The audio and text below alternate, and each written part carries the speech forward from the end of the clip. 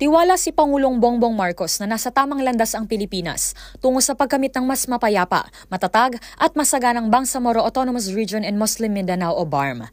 Yan ang inihayag niya sa kanyang talumpati sa ginanap na turnover ng ikatlong National Government Bangsamoro Government Intergovernmental Relations Body o NGBG-IGRB. Ang IGRB aniya ang nagpapatotoo sa produktibong ugnayan ng pamahalaan at rehiyong BARM.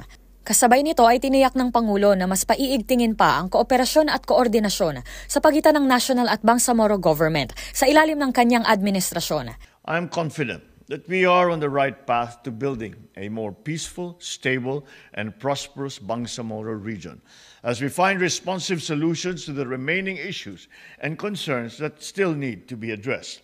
Sinabi ng Pangulo na makakaasa ang BARM sa patuloy na tulong at suporta mula sa pamahalaan, lalo na't nalalapit na ang kauna-unahang parliamentary election sa rehiyon.